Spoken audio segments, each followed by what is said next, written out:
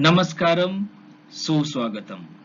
आज मैं आपसे एक बृहद व्यापक प्रयोग में रहने वाला शब्द सोशल डिस्टेंसिंग के बारे में कुछ चीजें साझा करूंगा। बेसिकली सोशल डिस्टेंसिंग है क्या, इसकी इमरजेंस कहाँ से हुई, ये यूज में कहाँ से आया और इसका फैक्चुअली क्या मतलब है। तो first of all, social distance वो जो टर्म है एडवर्ड हॉल ने कॉइन किया था 1963 में, जब वो एक थियरी ऑफ प्रोसिमिक्स जिसमें space between the social and interpersonal communication पे वो स्टडी कर रहे थे अंडर दी कल्चरल एंथ्रोपोलॉजी। तो उन्होंने इस टर्म को यूज किया था। वहां से सोशल डिस्टेंस फिर बहुत ज्यादा वाइड स्प्रेड यूज होने लगा, जब लेटर ऑन अलग अलग डिजीजेस, अलग अलग infectious diseases, epidemic and pandemic में हम उनको रोकथाम करने के लिए जब अप्रोच किए तो सोशल डिस्टेंसिंग हमने अडॉप्ट किया। अब हमने जो 4 जोन्स बताए थे स्पेस बिटवीन इंडिविजुअल्स के, वो क्या क्या थे और कितनी कितनी दूरी के थे। तो पहला उन्होंने इंटीमेट डिस्टेंस बताया है जो लेस देन 50 सेंटीमीटर या less than half a metre है। दूसरा उन्होंने पर्सनल डिस्टेंस की बात की थी, जिसमें उन्होंने बताया कि पर्सनल और फिजिकल डिस्टेंस 1 मीटर के लगभग में हो सकता है, जिसको 100 सेंटीमीटर भी हम कहते हैं। तीसरा और मोस्ट इंपॉर्टेंट जो आजकल की डेली लाइफ में यूज कर रहे हैं हम, वो है सोशल डिस्टेंस जो 2 से 3 मीटर्स अथवा 6 से 9 फीट की दूरी को हम मानते हैं।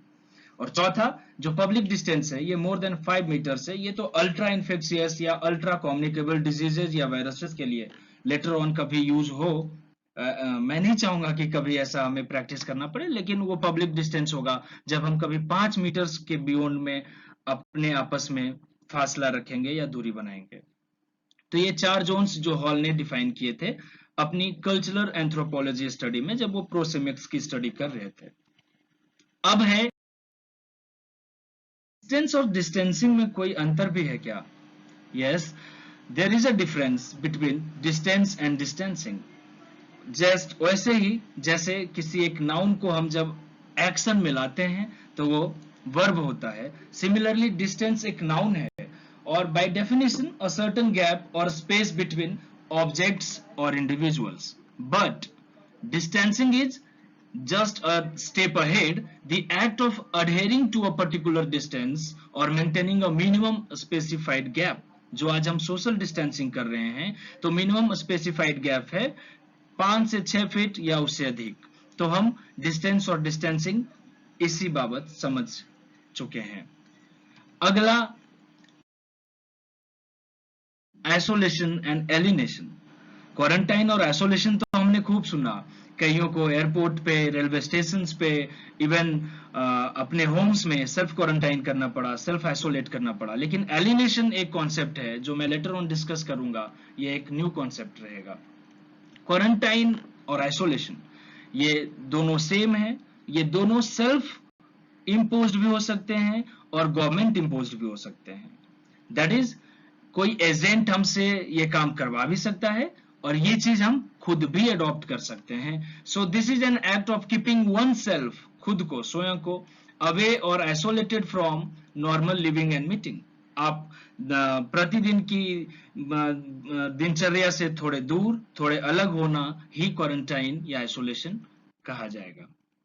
This can be done by the individual himself और हरसेल्फ और also through a governments order और इम्पोजिशन। अभी हाल के दिनों में आपने देखा कि जहां भी पैसेंजर्स उतर रहे थे रेलवे स्टेशन पे, वहां क्वारंटाइन किया जा रहा था, एयरपोर्ट्स पे आपको क्वारंटाइन किया जा रहा था if you had any symptoms. On the contrary, social isolation is an act of keeping someone, यहाँ पे आप कर रहे हैं, अवे और isolated in daily and common life style. Yes, this is true, and this is a state of unbelongingness, exclusionary come discriminatory behavior based on certain attributes या certain parameters, that is caste, creed, sex, race and gender. This is truly a very shameful thing, but yes, ये चीज अभी भी practice की जाती है society में। On the one hand quarantine या आइसोलेशन जो है अनयूजुअल होता है, chiefly during any infectious या widespread disease हम practice करते हैं, whereas social isolation, it is very usual and common. It can be observed in everyday life, it can be seen in everyday practice. आप गांव में, शहरों में, कहीं भी आप मैनुअल स्कैवेंजिंग या फिर आप कहीं भी ये ऑब्जर्व कर सकते हैं कि on the basis of caste, sex, gender, several comments, several derogatory statements are being served and are being passed on. तो ये सोशल आइसोलेशन क्रिएट किया जाता है, whereas क्वारंटाइन या आइसोलेशन सेल्फ या गवर्नमेंट इम्पोज्ड होता है किसी चीज से प्रिवेंट करने के लिए. The last, the alienation, how, what and why.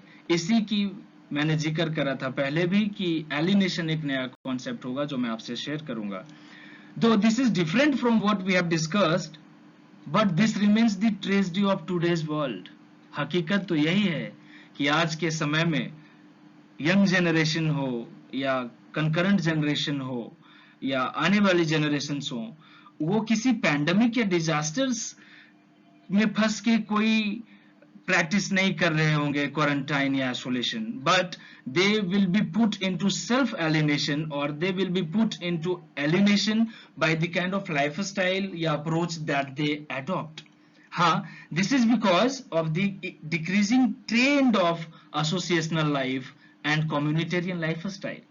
अब रोजमर्रा की जिंदगी में वो एसोसिएशन कमता जा रहा है, वो समूह कमता जा रहा है, वो कम्युनिटी बेस्ड एंटरटेनमेंट कमता जा रहा है, न्यूक्लियर अप्रोच बढ़ रहा है, ज्यादा से ज्यादा हम सॉलिटरी रह रहे हैं, इंडिविजुअल रहते हैं, हम लोनलीनेस फील करते हैं और अल्टीमेटली हम बहुत सारे ऐसे एक्शंस ले लेते हैं जो बहुत ही सेल्फ, यू में से डिस्ट्रक्टिंग, सेल्फ इमोलेटिंग होता है. Eminent scholar like Karl Marx, जब वो इकोनॉमिक एंड फिलोसफिक मैन्युस्क्रिप्ट्स, जिसको पेरिस मैन्युस्क्रिप्ट्स भी कहा जाता है, उसमें उन्होंने लिखा है एलिनेशन पे. हालांकि उन्होंने लेबर से एलिनेशन की बात करी है, वैसे ही डॉक्टर भीमराव अंबेडकर ने भी एलिनेशन पे लिखा है, जो अनप्रिविलेज सेक्शंस को फेस करना होता है due to casteism in practice. Therefore, last but not the least, the message of the whole story is we must pledge not to aggravate alienation done to ourselves and to others by any means.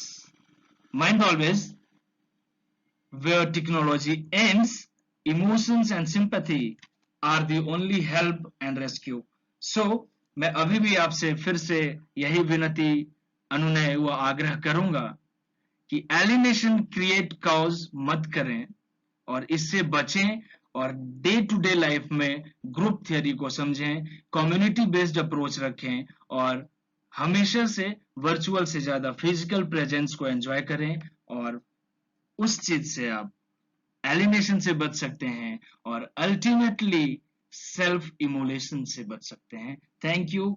Meet you all in the next video. Thank you so much.